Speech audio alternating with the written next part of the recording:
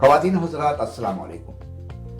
Time talk with Mirza Yasin Baig. آج کی دنیا میں اگر کوئی عام شخص کھو جائے تو پولیس کی مدد لینی پڑتی ہے اور ساتھ ہی ساتھ کبھی کبھی این جی اوز کی بھی.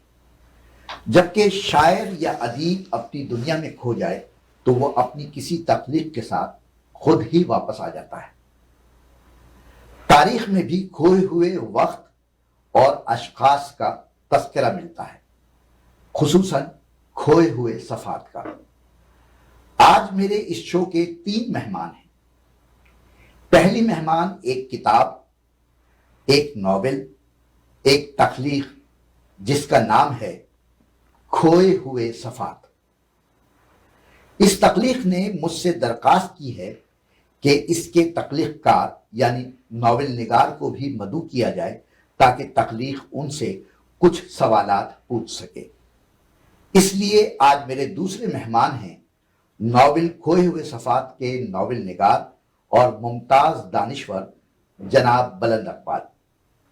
جبکہ میرے تیسرے مہمان ہیں اس کتاب کے ایک خاص قاری، عمدہ تبصرہ نگار اور زیر تعمیر نقاد جناب فیصل عظیم. خوش آمدید آپ دونوں کو. تو جی جناب، کیسا لگا یہ تبصرہ؟ پہلے تو میں یہ کہوں گا کہ زیر تعمیری سے ہی نقاد نہ کہیے. نہیں، یہ پھر بہت زیادہ کثرت نفسی ہو جائے گی. میں نے بالکل سچائی کے ساتھ بیان کرنے کی کوشش کی ہے. دونوں سچ بولتے ہیں بلکہ تینوں بولتے ہیں تاکہ جو ہے پروگرام میں سچائی ہی سچائی نظر آئے. اور خوبصورت شاعر بھی. بالکل بالکل، وہ تو بیٹھے ہیں. بالکل جناب. اچھا تو بلند صاحب، ظاہر ہے کتاب آپ کی تخلیق ہے، آپ تخلیق کار ہیں، کھوئے ہوئے صفحات. تو آپ سے ہم شروع کرتے ہیں. آپ یہ بتائیے کہ آپ افسانے لکھتے رہے. افسانے اور کہانیوں پر مبنی آپ کی 2 کتابیں شائع ہوئی، فرشتے کے آنسو اور میری 51 کہانیاں. پھر 2016 میں آپ کا پہلا ناول شائع ہوتا ہے ٹوٹی ہوئی دیوار. پھر 5 سال بعد ہی آپ ایک اور ناول شائع کرتے ہیں کھوئے ہوئے صفحات. اس نئے ناول نے آپ کو پکارا تھا یا آپ نے اس کو پکارا تھا کہ ناول آپ سے یہ کہہ رہی ہے کہ آؤ مجھے لکھو، میرا لکھنا ضروری ہے؟ نہیں، اصل میں بات دونوں طرف سے ہے. یہ سلسلہ تالی ایک ہاتھ کی نہیں ہے، یہ دونوں طرف سے بچتی ہے. ہاں، یہ لو میرج ہے اور ادب کے ساتھ لو میرج ہی ہونا چاہیے. کم از کم اس میں تو ارینج میرج بالکل نہیں چلتی ہے. تو یہ ٹھیک ہے. مگر میں آپ کو ایک بات بتاتے چلوں کہ اس ناول کا عنوان یا اس کا جو موضوع تھا وہ میرے ذہن میں بہت عرصے سے تھا. یہ الگ بات کہ میں نے اس کو لکھ دیا ایک شارٹ عرصے میں، 4 سے 6 مہینے میں یہ کمپلیٹ ہو گیا. لیکن یہ کہ ارادہ تھا کہ اس موضوع پر لکھوں گا. یہ موضوع جو ہے پہلے والے ناول کے کم و بیش اس جیسا ہی ہے، مگر اس کا ڈائمینشن مختلف ہے. تو اس پر ہم بات کر لیں گے کھل کے. جی ہاں، نہیں بتائیے، اسی وقت آپ بتائیے کہ کیا ڈائمینشن ہے آپ کا اس میں مختلف. دیکھیے، پہلا جو ناول تھا وہ تھا ٹوٹی ہوئی دیوار. اس کا موضوع ضرور میں کہوں گا کہ اس جیسا ہی ہے. لائک رنگ، نسل اور مذہب کے جو مسائل ہیں دنیا میں اس پر ہی گفتگو ہوئی ہے. اس ناول میں بھی وہی موضوع ہے، مگر شکل بدل اس لیے گئی کہ اس موضوع میں تھوڑی بات اور بھی آ گئی کہ جو ان جنرل ہمارے یہاں عام طور پر جنگوں کے موضوع پر کئی ایک بڑے ناول ہم کو ملتے ہی ہیں، بڑے کیا اکثر بیشتر مل جاتے ہیں، مگر جنگوں کی دوران جو جنگوں کے آفٹر ایفیکٹس ہیں، جو اس کی وجہ سے عام انسانوں کی جانیں جاتی ہیں، ان لوگوں کی جو کسی بھی طرح سے کسی بھی آئیڈیالوجی میں شامل نہیں ہوتے، وہ عام اپنے معصوم سے لوگ ہوتے ہیں جن کا کسی معاملے میں لینا دینا نہیں ہوتا ہے. وہ بڑے خوبصورت لوگ ہوتے ہیں. وہ اس سینس میں خوبصورت ضرور ہوتے ہیں کہ وہ زندگی کی بقول کیسے تمام رعنائیوں کو انجوائے کر رہے ہوتے ہیں. وہ ایک اپنی دنیا میں ہوتے ہیں اور وہ پوری اس جنگ کا بقول کیسے نوالا بن جاتے ہیں. انہیں اوروں کی آئیڈیالوجی کے لیے اپنی زندگیوں کا نذرانہ دینا پڑ جاتا. تو میرے ذہن میں وہ موضوع تھا کہ میں اس موضوع پر ضرور لکھوں، کیونکہ پہلے والی کتاب جو تھی وہ جنگ کے اوپر ضرور تھی کہ کس طرح سے پاکستان میں آفٹر ایفیکٹس آئے سوویت یونین کی وار کی وجہ سے، اور کس طرح سے فنڈامنٹلزم ہمارے یہاں پھیلتا چلا گیا جو ٹوٹی ہوئی دیوار تھی. اس ناول میں میں سوچ رہا تھا کہ نہیں، مجھے یہ دیکھنا ہے کہ کس طرح سے ہمارے یہاں جنگ کسی بھی عنوان سے ہو مگر وجہ کچھ اور بنتی ہے پیچھے. اس کے ایک تو کنسیکوینسز اور ہوتے ہیں آگے، اور پیچھے اس کے کچھ ریزنز ہوتے ہیں، لیکن الٹیمیٹلی جو افیکٹڈ لوگ ہوتے ہیں وہ بیچارے ہم جیسے ہوتے ہیں. ہم جیسے جو پس جاتے جو ہیں، پس جاتے ہیں. ان تو کی ساری زندگی تباہ ہو جاتی جی. ہے، ان کی خوشیاں، ان کی جی ہاں. محبت، ان کی نفرت، ان کی جی ہاں. انسانیت، ان کی امن پسندی، ہر چیز کو جو ہے جی ہاں. وہ بالکل. اچھا، تو اس ناول کو لکھنے میں آپ نے صرف 5 یا 6 مہینے لگائے؟ جی ہاں. ہوا یہ کہ اصل میں ٹوٹل 18 چیپٹر ہیں اس ناول میں. جی جی. تو میں نے ارادہ، چونکہ میرا طویل ناول لکھنے کا تھا اس بار، میں سوچ رہا تھا کہ کچھ ایک اچھی بڑی کتاب ہو جائے گی، مگر ہوا یہ کہ 4-5 چیپٹر لکھے اور پھر مجھے تھوڑا سا پرابلم ہوا ہیلتھ کا، اور میں ہاسپٹل گیا. ہاسپٹل کے بعد پھر مجھے 2-3 مہینے آرام کے مل گئے. اچھا اچھا. تو وہ ٹائم میرے لیے بہت زیادہ ہو گیا، کیونکہ یوزولی آپ کے پاس اتنا ٹائم نہیں ہوتا ہے نا، آپ ہے نا سارا دن کام کر رہے ہیں اور پھر فیملی بھی ہے، سب کچھ ہے، اور اس کے بعد تھوڑا وقت ہی نکلتا ہے. لیکن میرے لیے ایک طرح سے بلیسنگ ہو گئی کہ میں 3 مہینے تک گھر میں تھا، مجھے کچھ اور کام تو تھا نہیں. میں نے کہا چلیں یار اب بیٹھ کر لکھ لیا جائے، وہ کام کیا جائے جو. تو ڈے اینڈ نائٹ چلتا رہا معاملہ. تو یوں یہ کتاب کافی حد تک اس دوران کمپلیٹ ہو گئی، یعنی یہ پچھلے سال کی بات ہے. تو کتاب کمپلیٹ ہونے کے بعد آپ کتاب سے مطمئن نظر آئے؟ ہاں، مطلب موضوع تو میں نے کور کر لیا، مگر دیکھیں کتاب سے یا اس سے کبھی بھی ہم مطمئن نہیں ہوتے ہیں. کئی چیزیں رہ جاتی ہیں، کئی باتیں ادھوری ہو جاتی ہیں، تو وہ تو ہے. کچھ باتیں تو ہیں ایسی جو میں کہنا چاہ رہا تھا جو نہیں کہہ پایا. کچھ بہت سے زاویے بدل بھی جاتے ہیں لکھنے کے دوران، تو ایسا ضرور ہوا. اچھا، کچھ اپنی کم مائیگی کا احساس بھی ہو جاتا ہے کہ کہاں کہاں کون کون سی چیزیں ایسی ہیں جن کو برت دینا چاہیے. اچھا، اور ایک اور بات بھی ہو جاتی ہے کہ کبھی کبھی ہم لکھ رہے ہوتے ہیں مگر اس دوران کچھ نہ کچھ مطالعہ بھی چلتا رہتا ہے. تو اتفاق دیکھیے کہ میں جس وقت یہ کتاب لکھ رہا تھا اسی دوران یا اس سے پہلے میں کچھ ویسٹرن ناول زیادہ پڑھ رہا تھا، کچھ فلسفی کی طرف ذہن زیادہ لگا ہوا تھا. اب جب وہ جو ناول یہاں کے پڑھے میں نے اور کچھ فلسفیکل ناول پڑھے، تو میرا دل جو ہے اپنی کہانی کی طرف سے ڈبل مائنڈیڈ ہونے لگا. میں نے کہا یار یہ میں نے جو کہانی شروع کی ہے اس میں وہ زاویے تو بنیں گے نہیں جو زاویہ اب نت نئے سوج رہے ہیں پڑھنے کے دوران. ایون ڈائمینشن بھی بدلتا چلا گیا. پھر یہ بھی کہ یار بڑا جو ناول ہوتا ہے اس کے اور ہی اسرار و رموز ہوتے ہیں، اس کی کچھ اور ہی بات ہوتی ہے، اس کے کچھ اور ہی ڈائمینشن ہوتے ہیں. مگر میری کہانی کا اسٹرکچر اور ہے، میں اس کہانی میں ہوں اور جو کچھ بھی ہے. تو اس طرح کی چیزیں میرا خیال آپ بھی رائٹر ہیں اور فیصل بھی جانتے ہی ہیں کہ یہ چیزیں ڈیولپ ہوتی ہیں. تو اس لحاظ سے میں ضرور کہوں گا کہ میرے اندر ایک اطمینان کی وہ کیفیت نہیں ہے جو ہونی چاہیے تھی. مگر اس بات سے میں خوش ہوں کہ کم از کم میں نے اپنے تئیں اس موضوع پر لکھ دیا، جو میرے ذہن میں تھا وہ بات ہو گئی.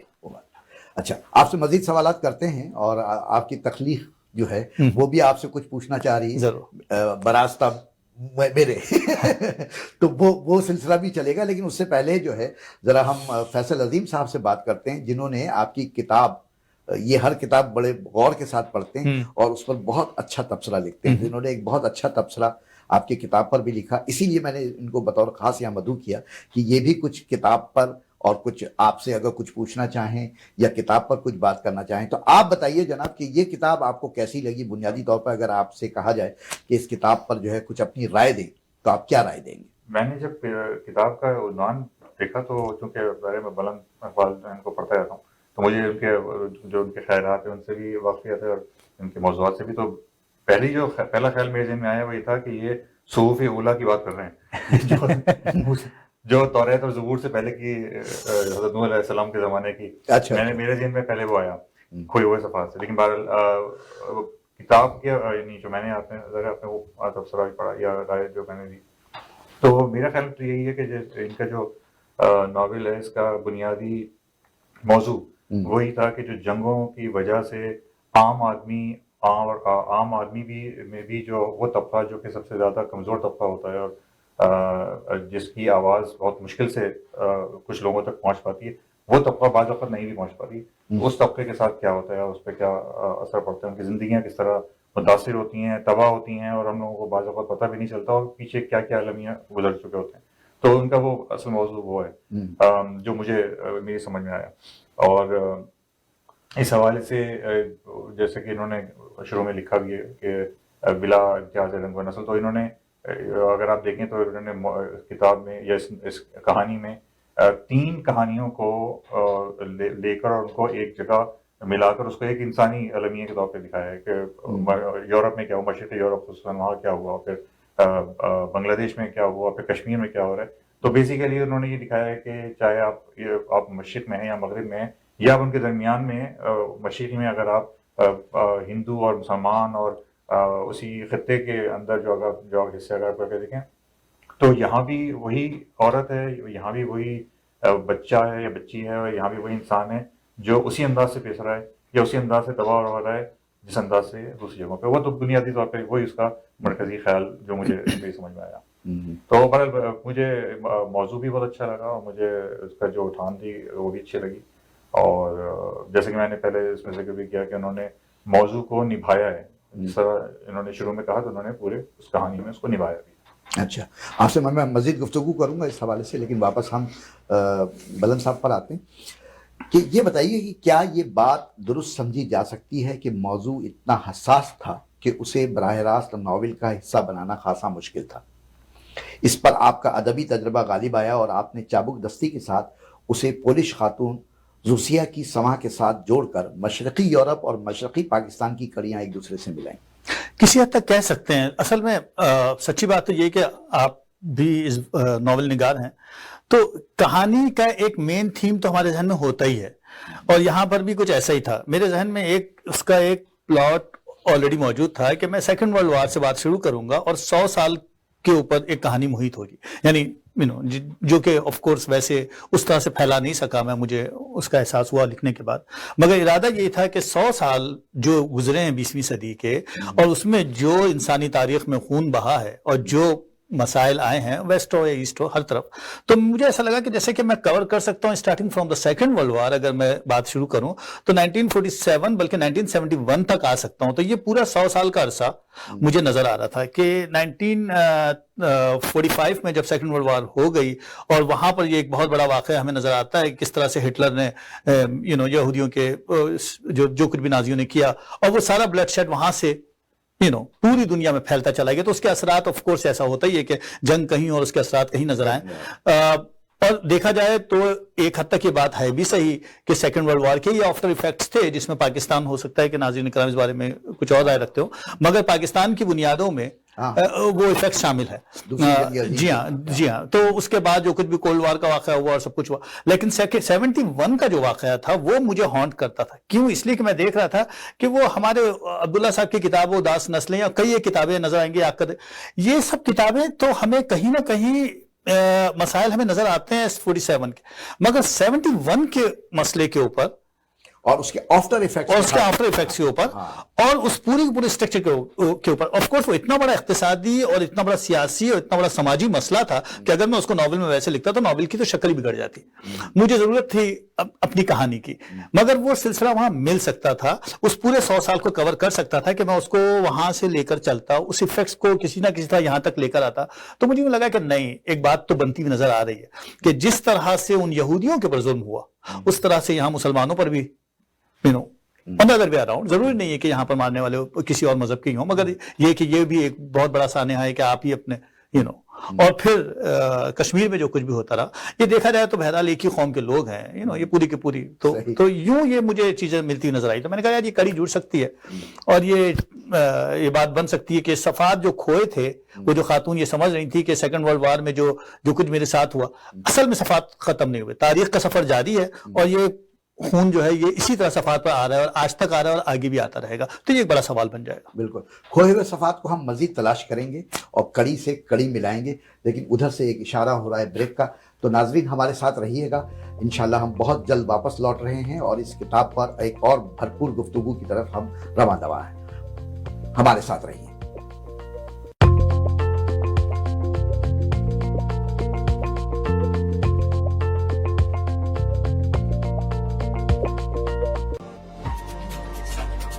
Welcome to Lakeshore Towers, a smart and green architectural marvel. Lakeshore Towers is Pakistan's first ultra-luxury condominium complex. For details, call 416-716-6888. ہم ہیں میچلیس. پاکستان میں 7 لوکیشنز، کینیڈا، امریکہ اور سعودی عرب میں ہمارے آفیسز. ہم PIA، اتحاد اور ایمریٹس کے سب سے بڑے ٹکٹنگ ایجنٹس میں شامل. تو پھر دنیا میں کہیں بھی سفر کرنا ہو تو ٹکٹ ہم سے لیجیے. We are matchless. Call now at 647-933-9700. Visit our website www.matchlesstravels.ca. We are matchless. Ontario is open for business and pleasure. Let us celebrate life. again. Come to TD Mosaic Festival and celebrate our art, our culture, and our cuisine. Let's meet on July 22nd and 23rd for the 17th Annual Mosaic Festival at Mississauga's Celebration Square and enjoy the award-winning festival with those who matter the most to you, your family and friends. Free admission and parking. More information, visit mosaicfest.com. Events mark successes in our lives. Come and host your next event at Galaxy Grand Convention Center, Brampton. An elegantly designed contemporary convention, banquet hall, wedding venue and conference center. Prime convenient location, close to Mississauga, Milton and Oakville, with extensive parking spaces, more than 23,000 square feet of space, with capacity of up to 1,100 guests. Celebrate wedding, corporate and social events. Treat your guest with a tasty cuisine menu created by our award-winning chefs. Galaxy Grand Convention Center, where every guest is a star. Book your event today. Call 905-458-9888 or visit galaxygrand.ca. Are you looking to strengthen your brand or launching a new business or product? Let me tell you, promotional products are the most economical way to build a relationship with the customer. Yeah, like here on padspromo.com, they have everything from apparel, awards, bags, drinkware, fun, headwear, health, office, tech, and more. Wow, they really have everything under one roof. Call now, 416-710-6777. or visit padspromo.com. वक्त के साथ साथ हर चीज की कीमत बढ़ती है, मगर कामयाब है सिर्फ वो लोग जो इसकी घन गरज को समझते हैं। तो मिलिए रियल एस्टेट मार्केट के experienced real estate professional Wajid Malik से। GTA में रियल एस्टेट मार्केट के हर अंदाज से वाकिफ। आप फर्स्ट टाइम बायर हैं या एग्जिस्टिंग ओनर जो घर खरीदना या बेचना चाहते हैं, contact now Wajid Malik at 416-827-3333. Wajid Malik, trusted name in the community.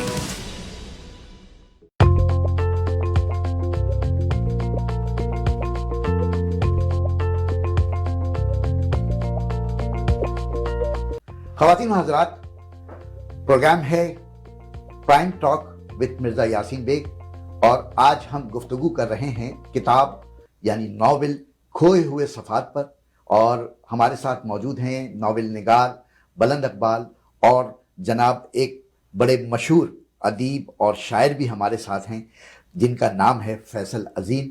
तो आइए गुफ्तगू जहां हमने छोड़ी थी वहीं से उसका आगाज़ करते हैं। बुलंद साहब, आपसे अब जैसा कि मैंने कहा था कि ये जो आपकी तख्लीक है ये भी आपसे कुछ पूछना चाह रही है, तो वो ये पूछना चाह रही है कि आप दुनिया भर के जंगी जराइम को एक्सपोज करना चाह रहे थे या मशरक़ी पाकिस्तान में ढाए जाने वाले जंगी जराइम को, क्योंकि नॉवेल के आगाज़ में आप ही का मुंतखब शुदा हिमायत अली शायर का ये शेर ये कह रही है कि मेरे लब पे बार बार आ जाता है कि बजा के अपनी दस्तरस में लौह भी कलम भी है, मगर जो खुल के दिल की बात कह सके वो दम भी है।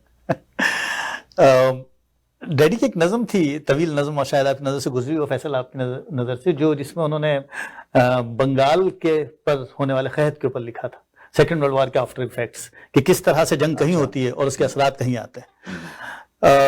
ये जो वाक़या पर्टिकुलरली जो हुआ 47 वाला जो हुआ, इसमें मेरी सेंसिटिविटी शामिल थी, क्योंकि बहरहाल एक तो बात ये, दूसरी बात ये कि मैंने उमूमी तौर पे एक बात देखी है कि अक्सर बेशतर बड़े साने हम लोग शायद मेंटल इम्नेशिया का शिकार हो गए, हमारी कौम और भी बहुत सी चीजों का शिकार होगी, मगर हमारे यहाँ आमतौर पर मेडिकल में सर इम्नेशिया कहते हैं ना, मुझे लॉस ऑफ मेमोरी, तो लॉस ऑफ मेमोरी हमारी हो गई है।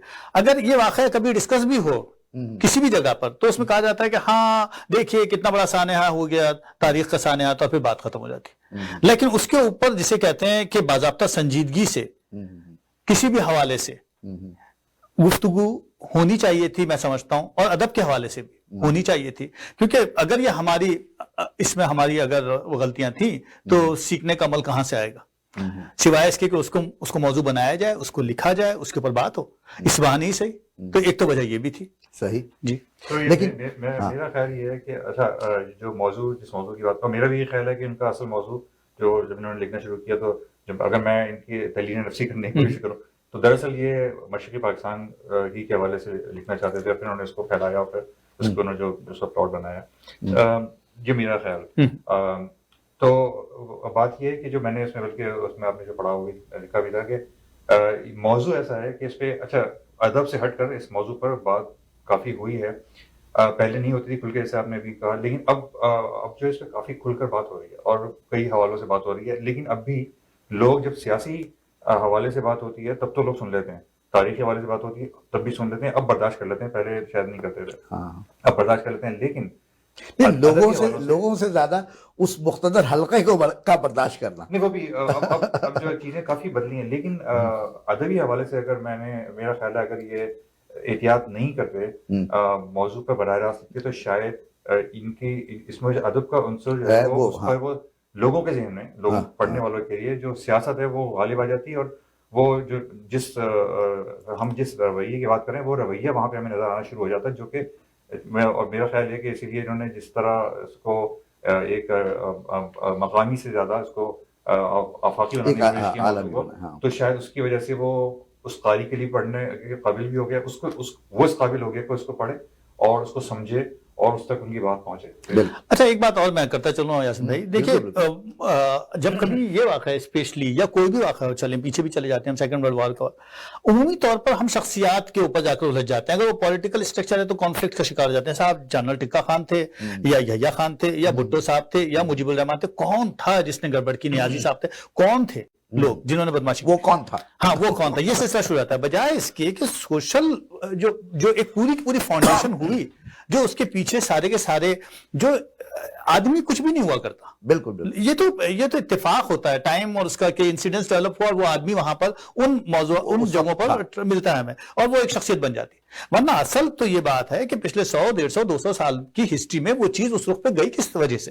اگر اس کہانی کو پڑھ کر میرا ایک قاری بھی یہ سوچنے پہ مجبور ہو جائے کہ یار کیا ہوا تھا 47 کے بعد، کیوں وہ انسیکیورٹی ڈیولپ ہوئی بنگالیوں کے ساتھ، کیا وجہ تھی کہ وہ زبان کے مسئلے کے اوپر وہاں پر سلسلے ہوئے تھے 1948 اور 52 کے درمیان اور گولیاں چلی تھیں، اور کیوں یہ سب سلسلے اس حد تک چلے گئے کہ آپ نے وہ سمجھ رہے تھے کہ ان کے ساتھ ظلم ہو گیا اور وہ ان کا زیادہ سیکریفائس تھا، ہے نا، پاپولیشن ان کی زیادہ تھی وغیرہ وغیرہ.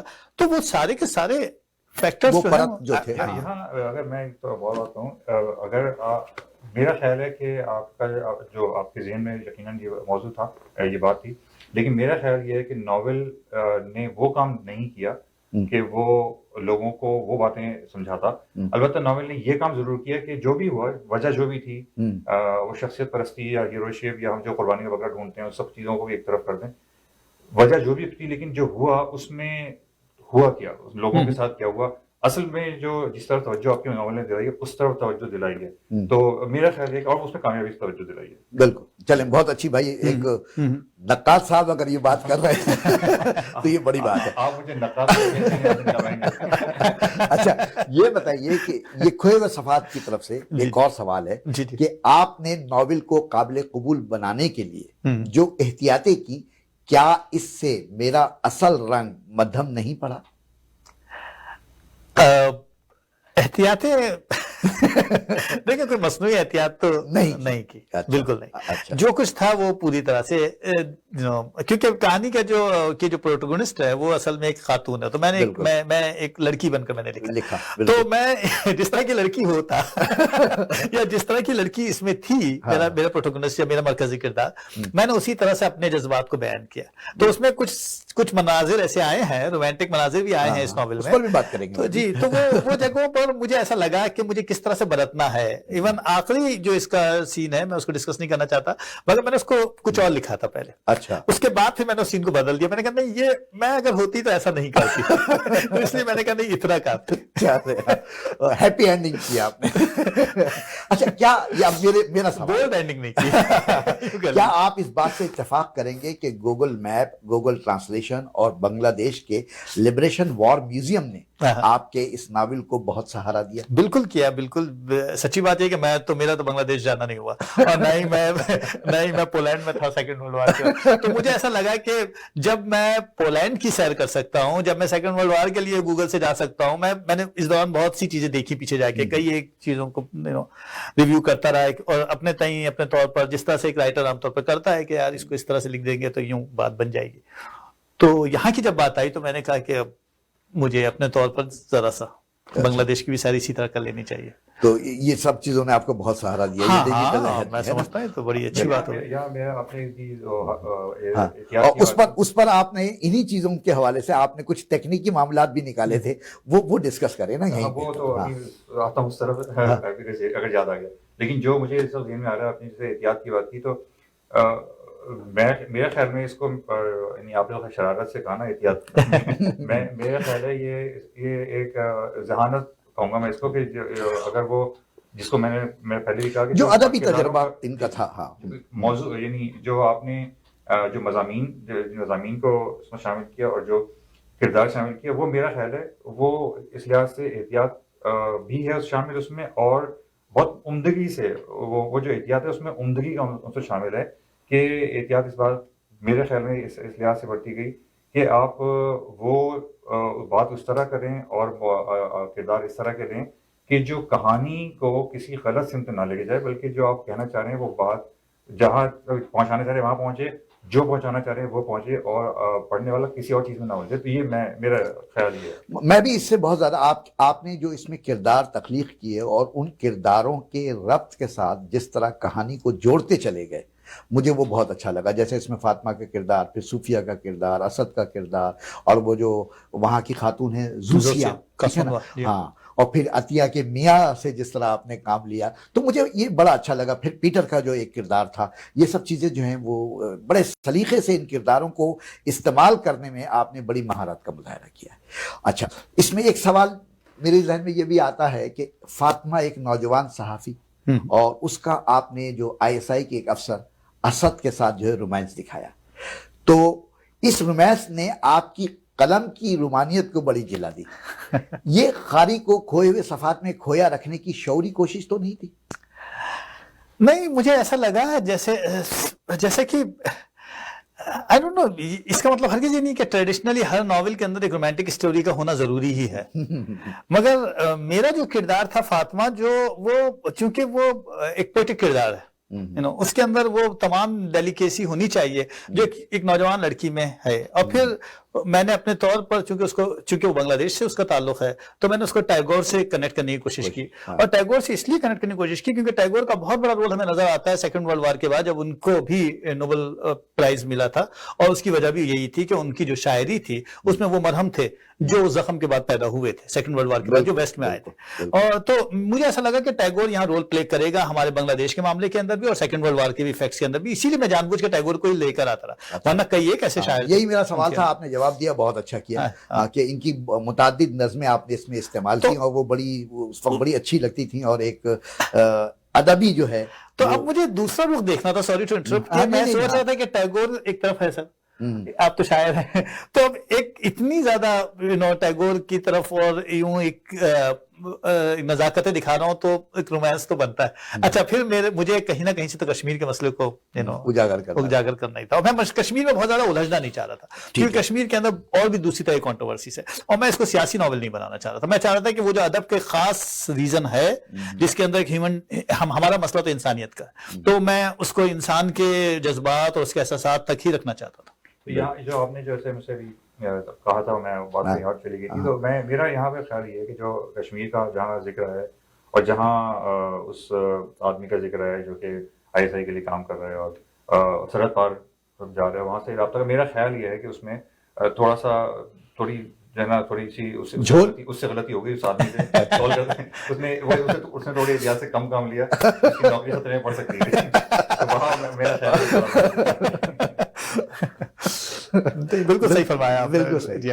اچھا, اب تھوڑا سا دوسری طرف آتے ہیں. یہ بتائیے کہ ناول کی اشاعت کو میرے خیال میں 7-8 ماہ ہو چکے ہیں. جی ہاں, ٹھیک ہے, تو یہ بیک وقت انڈیا سے بھی شائع ہوا ہے اور پاکستان میں بھی چھپا ہے. تو ذاتی طور پہ تو مجھے یہ ادبی کاوش آپ کی بہت اچھی لگی. آپ بتائیں کہ ادبی حلقوں سے اب تک آپ کو کیا رسپانس ملا ہے؟ As such to be honest एक नॉवेल अभी तक डिस्ट्रीब्यूट ही नहीं हुआ, लोगों तक पहुंचा ही नहीं। अच्छा। उसकी वजह एक तो ये थी कि कोविड की वजह से और दूसरा ये कि जो भी लिमिटेड जितने भी दोस्त जैसे हमारे इर्द गिर्द के उन तक ही मैंने बकौल कैसे तो उनसे तो एक अच्छी वो मिली। अच्छा, पाकिस्तान में भी ये वो वाली बात नहीं बनी अभी तक कि किताब जो है वो शॉप्स पे जाए और सब सिलसिला हो। हमारे पब्लिशर भी जो है वो अपने तौर पर, लेकिन वो अभी तक जनरली इसको अभी तक कुछ किसी खास वैसे कहते हैं ना अभी वो एक्नॉलेजमेंट नहीं मिली, और मैं इंतजार इसलिए कर रहा हूँ क्योंकि मुझे लग रहा है जैसे कि नॉवेल लोगों तक पहुंचा ही नहीं अभी तक। यानी खुद मेरे पास 15-20 किताबें हैं जो बस अच्छा अच्छा, ये बताइए कि अगर ये खोए हुए सफात आज ये सब कुछ सुन सकते और ये बोल सकते तो आज हमारी गुफ्तगू सुनकर क्या कहते? आप दोनों की राय चाहिए। वो क्या कहते? हाँ, हमारी गुफ्तगू सुनकर हाँ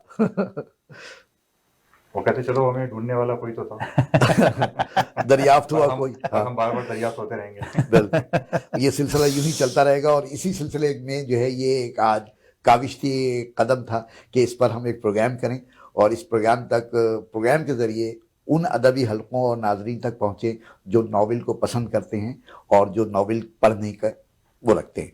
तो इसीलिए ख़वातीन और हज़रात, मैं आप दोनों से बहुत शुक्रिया आप दोनों का कि आप इस प्रोग्राम में तशरीफ़ लाए और इस पर आपने एक गुफ्तगू की इस हवाले से, और इंशाल्लाह कुछ और वक्त गुजरेगा तो कुछ और चीज़ें आएंगी सामने, तो फिर हम ये किताब लेकर दोबारा बैठेंगे। और ऐन मुमकिन है शायद आपका कोई तीसरा नावल है आपके जहन में भी?